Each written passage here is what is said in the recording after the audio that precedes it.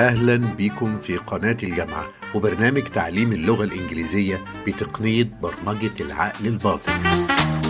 حلقة النهاردة مليانة مفاجآت وفوازير ومسابقات وأنشطة ترفيهية كتير، وفي نهاية الحلقة مفاجأة مش هتتوقعها. نصيحة: لازم تكمل الحلقة للنهاية وتستفيد. يعني هتشارك معنا المناقشات المفيدة وحل الفوازير والأنشطة الترفيهية اللي هنقوم بيها مع فريق البرنامج، أو منك تتسلى وتضحك وفي نفس الوقت تتعلم تتكلم. كمل معنا وما تنساش المفاجأة المدوية في نهاية الحلقة.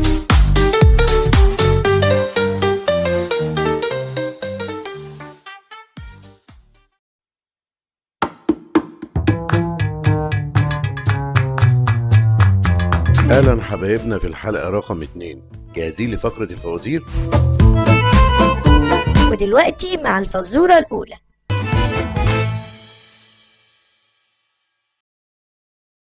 ركز في الفيديو ده كويس واختار أنسب كلمة.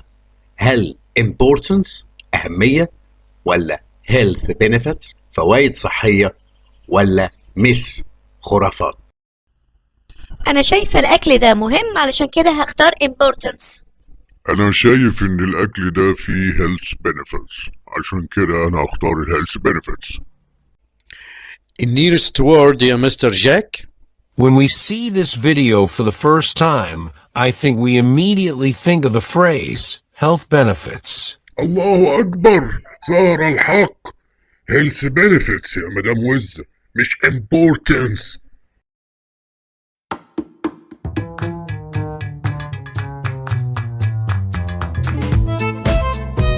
الفيديو ده صعب شوية، اختار أنسب كلمة.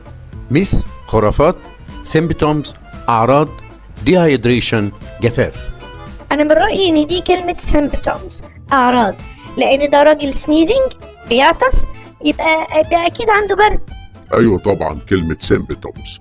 وبعدين أنا عايزة بقى الأول قبل مدام وز تقولي إن أنا غشيت الكلمة منها. nearest word يا مستر جاك.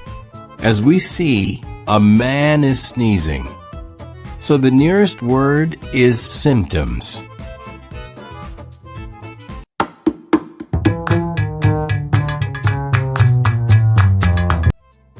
Importance, health benefits, myths, symptoms, dehydration.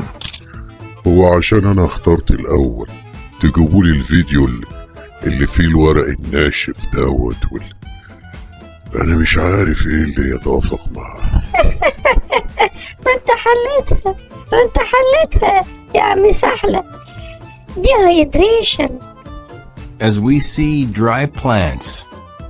So the closest word is dehydration.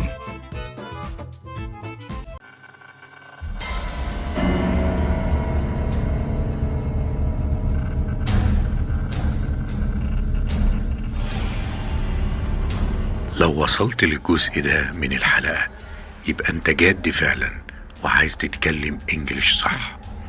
في ال3 فوازير اللي فاتت انا اخطأت وكنت متعمد الخطأ.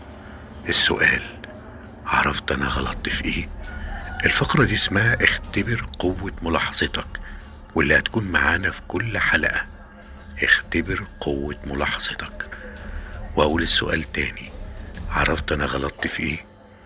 اعمل بوز وحاول تجاوب، وارجع شغل الفيديو تاني واعرف الإجابة.